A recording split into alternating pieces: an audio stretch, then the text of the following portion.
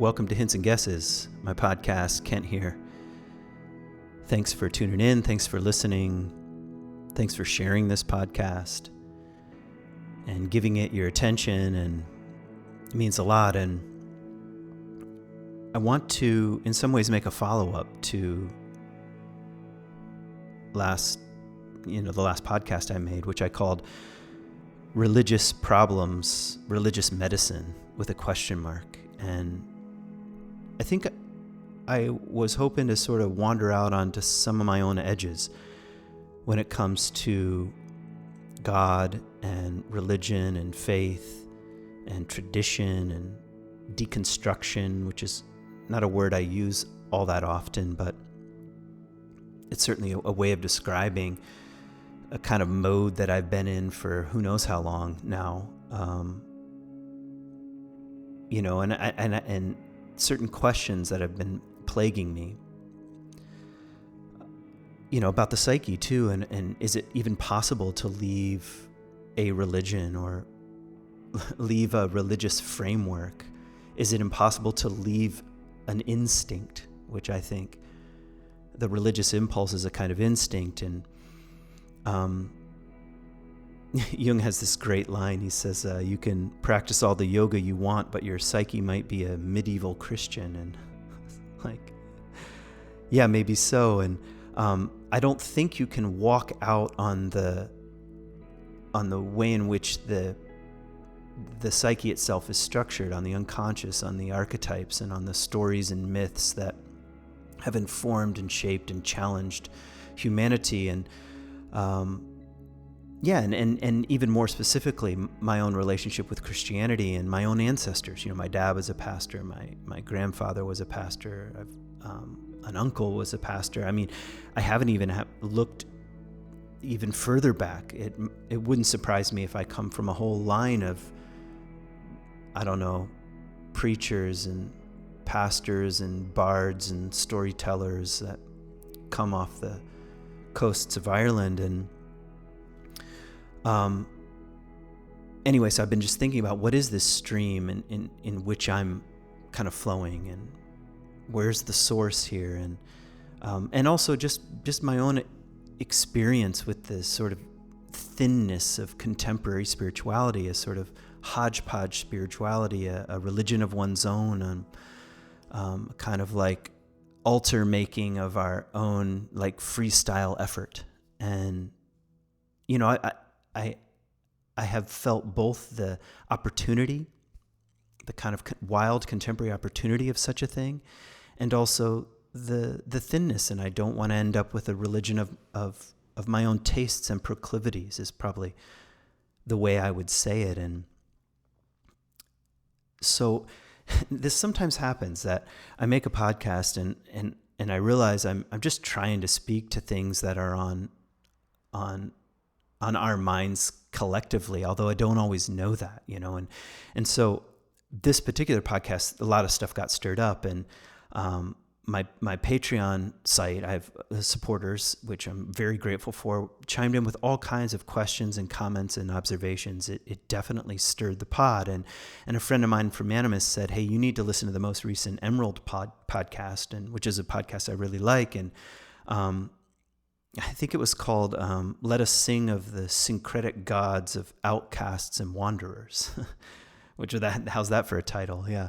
So I don't know, Josh was just speaking, Josh, as if I know him, that's what he calls himself on the podcast, but was speaking to this kind of deep human archetypal reality of our own wandering souls. My soul is restless till it rests in thee, says Augustine. But that sort of like, you find threads of that in all kinds of traditions, and the sort of tension, I think, between tradition and innovation, between law and spirit, you could say, were some of the dance moves inside this podcast. It's like, okay, all right. I'm not alone in this struggle. He even uses the phrase hodgepodge spirituality, and where the kind of ego then, the self, the ego, the small self is the center. versus a kind of mystery at the center. And that's the danger of kind of a freestyle hodgepodge approach. Although he says in the podcast, don't be ashamed of this. There's something actually very old about the wanderer here, and maybe we have more to learn than we think. Anyway, you can listen to him. You can listen to the podcast yourself if you want. So, and then a friend of mine, Kike, he's got a podcast called Psyche. He's a therapist. Very interesting podcast. All kinds of great guests on there. I've been on there a couple times. I don't mean that I'm a great guest. I just mean I've been on the podcast a couple times. Made a podcast in response to this one, religious problems, religious medicine. And I thought, okay, this is interesting. Yeah. So hopefully we're talking about something important. And so maybe we're, I'm not sure what to say other than, I think we're talking about something important, and let's keep going. That's the general feeling. So this podcast, in some ways, I just want to follow up because some things started happening as I was listening to the Emerald, as I was listening to my patrons, as I was remembering certain things. Yes, some additional wonderings and musings started arising, and then I saw a Facebook post, and for some reason this motivated me. Yes, I was scrolling Facebook. I'm not a saint. But anyway, it was a very simple image. Had like a contemporary worship service on the top, like people raising their hands in a worship band. And it said, what we think church is. And then beneath it was an Greek Orthodox church service with, robes and gold and incense and this screen behind which the altar sits. And it said something like, what church has always been, or what it really is, And I was like, okay. And first of all, I want to kind of say something positive about the impulse, because part of the impulse is, it feels thin, gathering with the same instruments that are kind of in my ears at any given moment, listening to whatever kind of music I want, and the plethora of people giving little sermons that we call podcasts. I can do that anytime. So there's something good, I think, about the impulse is saying, can't we get beyond the kind of pop culture nature of our traditions, and don't we have roots somewhere? And of course you would say of the Catholic Church and the Mass and the Greek Orthodox Church and all the Orthodox churches, that definitely we're dealing with antiquity here. We're dealing with something very old. And old things are rarefied, they're just like a myth, it's like you get right down to the essence, and those individual elements are highly symbolic. That's part of the reason why they last. And there's something also kind of exotic about the past too. It's like it doesn't look like pop culture, and so that's attractive. Maybe to some people it's repulsive, but the impulse, I think, is in there. Like I want to be rooted, even though if you really look at it, it's simply not true. Like if Jesus were to walk into an Orthodox service or a contemporary evangelical service, my guess is both places equally, he'd say, what's going on here? Like, what is this thing? It's so far from even what you read in the New Testament, those initial early gatherings of people who thought that Jesus was in fact the Jewish Messiah, and believed in a kind of death and resurrection story and we're experiencing a kind of change. And it's miles from that. The oldest service, the most primitive surviving service or structure, Christian institutional structure, still looks nothing like, and it doesn't look like a synagogue, first of all.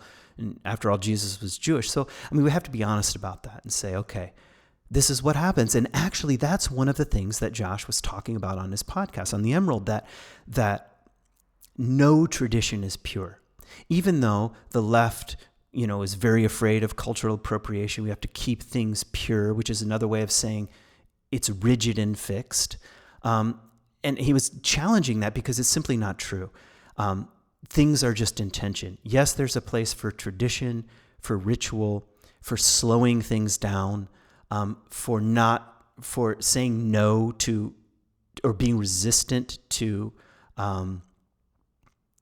something fresh and innovative. And there's a place for fire, wind, spirit, innovation, challenge, critique, flowing in, and what happens when those collide. And he's saying that's the history of religious and spiritual traditions. Nothing is pure anywhere. Look at all of the festivals in the Hebrew Bible. All of them. All 7 major festivals were simply shared with their neighbors. They're pagan festivals. They're rooted in the agrarian calendar. And the agrarian calendar meets the personal and evolving historical story of the Jewish people, and that there you have the festivals. But it's still a blending, And same with those early churches. Like, it's a mixture of synagogue stuff. It's a mixture of just gathering in the home. It's a kind of mixture of rituals that were already floating around, like bread and wine. The Essenes had bread and wine, and baptism, which is a form of mikvah in Judaism, but also has other implications. And then that whole world meets Greek Hellenistic philosophy and Greek Hellenistic gods, and you have something of a blending. And maybe that's just the way it is, and that these tradition and innovation are always colliding. And and so all of this got me thinking about the wanderer archetype, actually, and about the God of the Hebrew Bible, because all of a sudden it occurred to me in a new way that my own feelings of exile, of being not well grounded in a tradition, or feeling somehow like I've left, or I've wandered, or actually doesn't put me out of line with my own tradition. In fact, you could even say one major image for the divine in the Hebrew Bible is a kind of desert wandering God. In fact, that's the very first thing we meet in the Bible, is a kind of wandering God. It says Yahweh, I think it says Yahweh Elohim is wandering in the garden in the windy part of the day. I'm just directly translating the Hebrew, and he's looking for human beings. He's looking for Adam, humanity. He's looking for Adam and Eve, the masculine and the feminine. He's wondering what's going on. It's like he's exiled from his own abode in the heavens. You have to use your imagination here, and he's just wandering. He's wandering on the earth. That's an unbelievable image of the divine. The first thing we meet is he's wandering around, and you start looking carefully, or more carefully, at the Hebrew Bible, and it's absolutely everywhere. My father was a wandering Aramean. That's in the Jewish liturgy, and that's a reference to Abraham leave your family, leave your people, and leave your land, and go somewhere that you will recognize when you get there. No promises, not even go to Canaan. It's just set off and walk and wander and see what happens. And that is how the Hebrew Bible really starts. It really begins, the story really begins with Abraham, and he's nomadic, and he's setting up shop here or there. He's planting trees here or there, and there's this tension, between wandering and place, and it turns out that's a little like Yahweh himself. He's a desert God, a wandering God, and also is rooted somewhere like Zion, in a place, until he's exiled again and kicked out. And Moses too, Moses is a shepherd. They're all shepherds. There's an interesting line at the end of Genesis, in the story of, I don't know why I can't think of his name all of a sudden. Joseph. Wow, that shouldn't be so tough. Anyway, Joseph is exiled from his own family by his own brothers. He's brought to Egypt. He's raised as an Egyptian. In other words, he's in the heart of real power and culture. And when Joseph's brothers come, and they recognize each other, and they finally sort of make up to a certain extent. Joseph says to his brothers, "Tell Pharaoh, you're a shepherd, and that your father is a shepherd, and you've always been shepherds, because shepherds are detestable to the Egyptians, and he'll let you live in a certain area on the edge of Egypt where the shepherds live." Now, why are shepherds detestable? Because they don't like permanence. They wander. They're likely to wander wherever there's water and wherever there's food, and that doesn't work for empire. It's like, no, there are rules, there are borders, there are walls. This is our land, and we don't want you here. That's the great tension between the shepherd and the farmer, which is in the Cain and Abel story. In any case, Moses is a shepherd as well. He's detestable, and then it says that the Lord is my shepherd. That's Psalm 23, the most famous. You go to a funeral, the Lord is my shepherd, and people think they're just like caught up in the kind of nostalgic green fields of England imagery, and not hearing the subtext that and it's like saying Yahweh is detestable because he wanders. And what's interesting about the Exodus story is that they leave permanence, they leave reliability, they leave empire, and they go to the desert, and it says God goes with them. And eventually they build a tent. Imagine that as an image of God. God, Yahweh, the unspeakable one, which is eventually that's where this tradition takes us. He who cannot be named lives in a tent. Now, who would have thought of such a thing? It's like so counterintuitive to even when I say the word religion, most of us think building structure, doctrines, not living in a tent, wandering alongside the people, and appearing in a cloud and a fire, and helping lead in a much more mysterious way, and being comfortable just living in a tent like everybody else. How's that for an image of the divine? It's like Yahweh is a wanderer in exile. is a desert wanderer just like the people, no power, no city state, no empire. I'm starting to get kind of excited because like a 1,000 images are sort of coming into my mind from the Hebrew Bible. And actually in Deuteronomy, in the Torah, this is in the Torah. So near the end, when they're about to reach the promised land, and of course Moses doesn't reach it because he essentially is an angry shepherd, and he strikes this rock, and it's a whole amazing, complicated, symbolic story. But anyway, he's like too angry, and can't enter the promised land. But he gives a series of warnings in Deuteronomy, or the author of Deuteronomy is giving some warnings. It says, and here's a major one: when you get to the promised land and you have vineyards and olive groves that you didn't plant, when you live in houses that you didn't build, because that was the ancient way. This is the way of conquering, and that's what neighbors did to one another.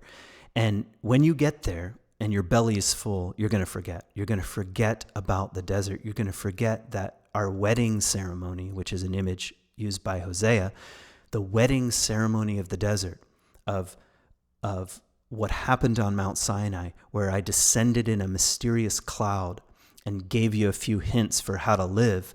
You're going to forget. You're going to forget that you ate manna that you didn't make, that you barely survived, but you did survive, because your belly's going to be full. And that's the great danger. You're going to forget that you're a nomad, that you're a wanderer, that you're reliant on the mysteries, that you're reliant on God, that you're reliant on the earth, that you're not the center of creation. You're going to think, I built this, I made this, it's mine. That's the language of Deuteronomy. Read it sometime. And to a certain extent, the Bible laments. There's a great line in Hosea. It says, I will lead you back out into the desert, and there I will marry you, even though you've been unfaithful. Because the desert was this place of kind of intimacy that can only happen when things aren't so structured, when there's a sense of adventure, when you're wandering somewhere together. And so the desert, speaking of Yahweh being a desert God, was much more a place of of testing, yes, but also of marriage, of contact, of connection, of coming to know. So no wonder it says, the Lord is my shepherd. Of course, you have the great shepherd prophets like Jeremiah and Amos, and I don't want to get into, the specifics of their way of speaking in the world, their way of challenging the world, but they're coming from the same tradition. Everybody's a shepherd. No wonder when Jesus shows up, the news is announced to nomads. The news is announced to wanderers. The news is announced to the outsiders. The news is announced to the detestable ones. The news is announced to those who are just likely to be wandering around. Of course, why not to kings? Why not to priests? But rather to, it's the subtext just moving right along. And the figure of Jesus, he's not a shepherd, although that imagery is used symbolically in the New Testament. But, okay, talk about a kind of wanderer. His birth is he's born into a politically and physically dangerous environment under Herod, and he becomes a refugee. He flees to Egypt to survive. So the story begins as a refugee, as a wanderer, as one reliant on the mysteries and on the footpath, so to speak. And he leaves home at 12. He's like even uncomfortable with his own mom and dad and wants to be closer to the teachers, to the tradition. Not so much to the temple, like sacrificially, but it says he's speaking to the rabbis, to those who are in conversation, right? And he's kind of on the edge of his own family, and there's tension there. He leaves home, he leaves Nazareth and never goes back. And even his mother and his brothers come to see him and they say, hey, your mother and brothers are outside. And he's like, who are my mother and brothers? So Jesus isn't quite so at home in his own tradition. He feels the tension and rigidity, perhaps. Maybe I'm projecting a bit onto Jesus. Fair enough, we all do.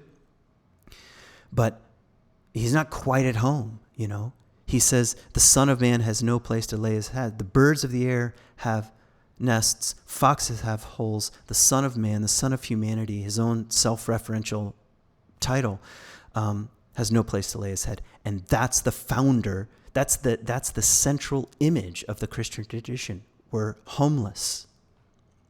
We're wanderers. There's a text, I'm just pulling this out of the library of my head, so I'm not going to quite get it right, but one of the earliest references to Christians that's written by a non-Christian, and that's always interesting to scholars, says something like this. They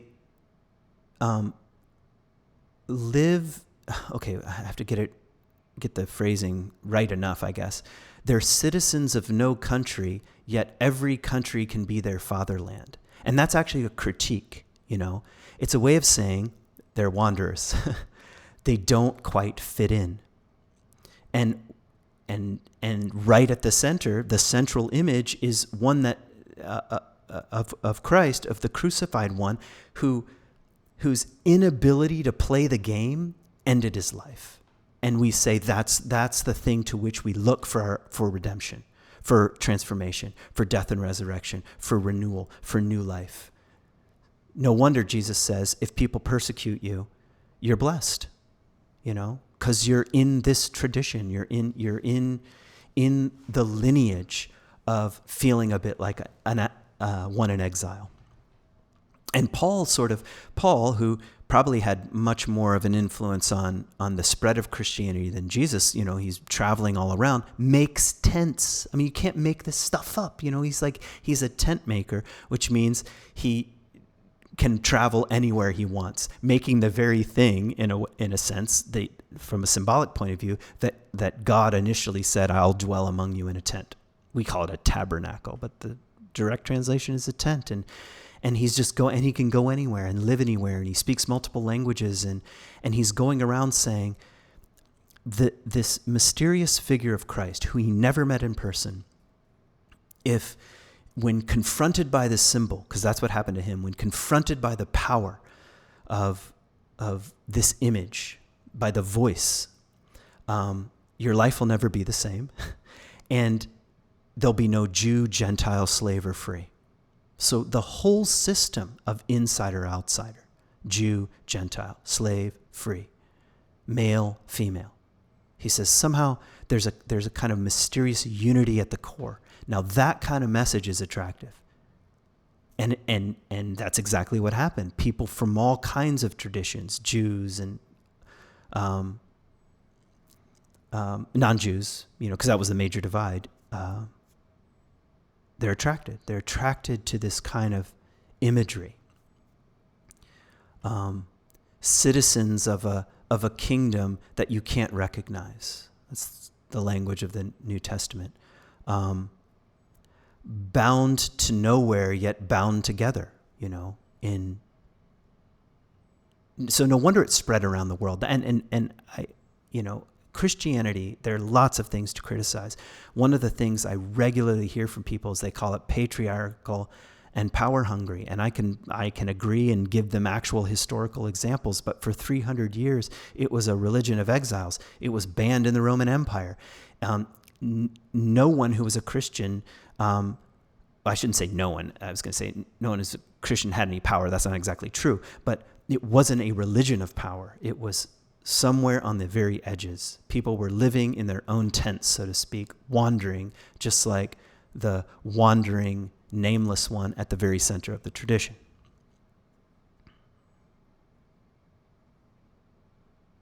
Okay, so there are 100 more things I could say. But instead, I just want to pull it in this direction as a kind of conclusion. Conclusion is probably the wrong word, but it just, here are some things that I'd like to say.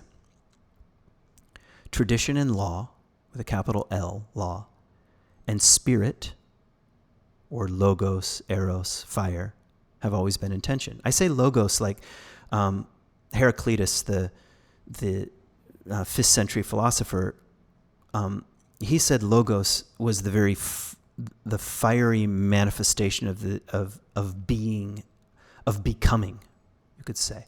So as if the world was constantly becoming, like the fire of that very tip of evolution. He called that actually logos. We sometimes use logos in a much more rigid way, but law and spirit are in tension. And it's always been this way, and perhaps we're just being invited more deeply into this. Let's not be too hasty to turn our backs on everything, on all tradition and all imagery and all doctrine and all institution, and tear it all down. Let's not be too hasty. Let's assume there's a kind of container here that needs to be valued, and let's not assume it is fixed forever because of the spirit, because of the wind, because of the fire, because of eros, because of logos, because of like that line in the New Testament, old will dream dreams, and the New Testament, sorry, right at the beginning of Acts, the old will dream dreams and the young will see visions. Yes, that's that influx of something fresh, and it changes. It changes the shape slightly of what we call law or tradition, but very slowly and kind of subtly and with a great deal of pain. Okay, and here's the second thing I want to say, that, something I got from Jung, that he actually says, believe it or not, he doesn't say believe it or not, but I think he is recognizing in the tone of his writing that some people might be surprised, because he will criticize Christianity, especially the group think, because he's very afraid of group think. He says something like, wherever you have, wherever the masses gather, it's sort of like you can pretty much guarantee you're pretty far from the truth. And anyway, so he critiques Christianity in 100 ways, but he also says, and I don't think the symbol of Christ is done. He says, no, this wandering Galilean, these are my words, still stands at the door and knocks.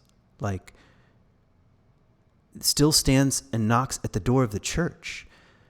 Maybe what the church needs, and I'm not trying to preach to the church or something as an outsider, but I'm saying, I'm just wondering, is a confrontation with the wild Galilean, Nothing could disturb things more. We think, science or psychology or, postmodernism is the real danger. Probably the real danger to the church is the wild Galilean who stands at the door and knocks, and the symbol of death and resurrection who says, the only sign I'll give to you is the sign of Jonah, 3 days in the tomb, 3 days in the earth, 3 days in the belly of a fish, and let's see what happens, This is the confrontive wild Galilean who turns over the tables, who says, follow me. And we say, yeah, but where? And he says, into death. That's where. And believe me, look at the history books. And they seem very reliable that at least 7 of those early disciples met their own end at the end of a sword of the Roman Empire. That's how seriously they followed Jesus into their own death and resurrection, you could say, into the story of transformation, In other words, I'm saying that the energetic symbol, I don't think we get to decide if it has power or not. And, but it's powerful enough, we could say. And powerful enough for what? To undo a life, to undo a church, to undo a culture. The word culture has cult in it. It's sacred and religious at its best, and the great symbols come and want to shape and change and metamorphise, if that's a word, a life, a community, a culture. So we don't get to decide, is sort of what I'm saying. Maybe the wandering Galilean is standing at the door and knocking, although maybe the only ones who can hear, or maybe the ones who are more likely to hear aren't inside the walls of the church. Yeah, that might be the case. Okay, and here's the final thing I want to end with, and it just has to do with what we mean by God here. And that's, if you know anything about my own story, if you read Bitten by a Camel or used to listen to me at Mars Hill or whatever, one of the reasons, and I think it's still true, but one of the reasons why I did eventually step down, although it's becoming more complicated the more I think about it, is that I was unsure about the word God. And I was saying that out loud. I was saying, I don't think we know what the word God means anymore. And translation, I don't know what it means anymore.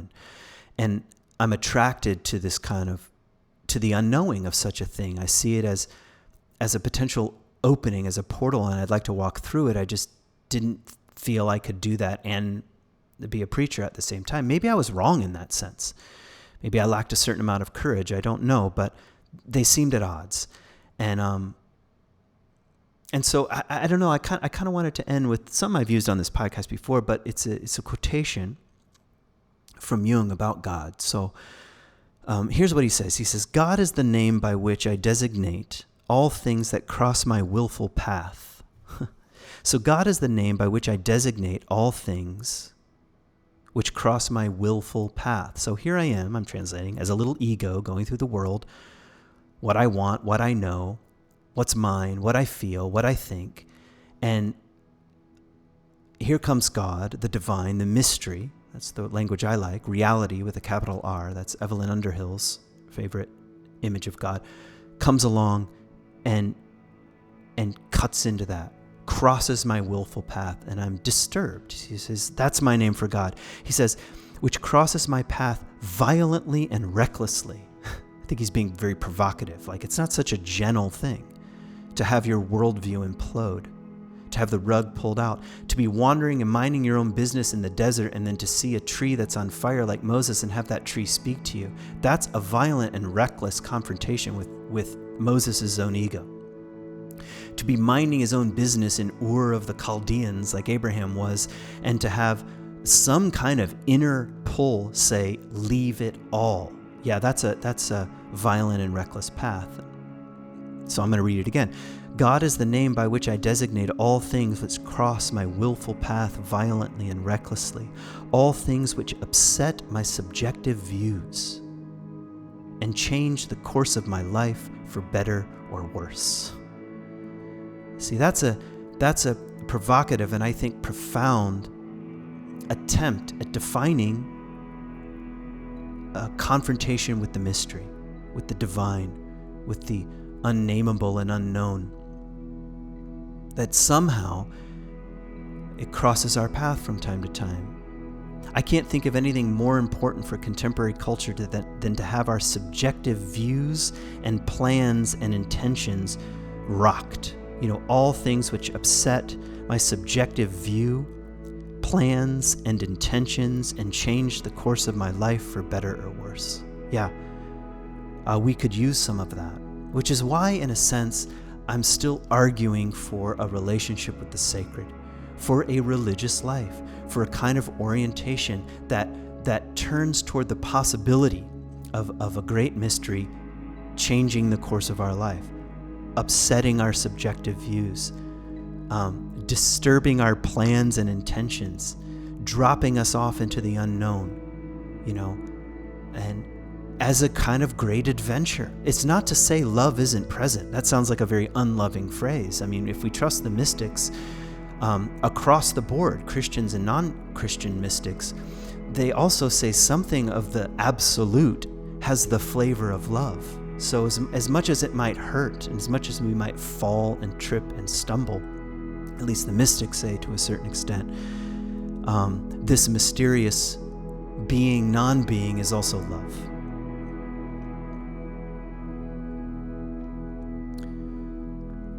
So maybe that's a good enough place to land. Thanks for listening.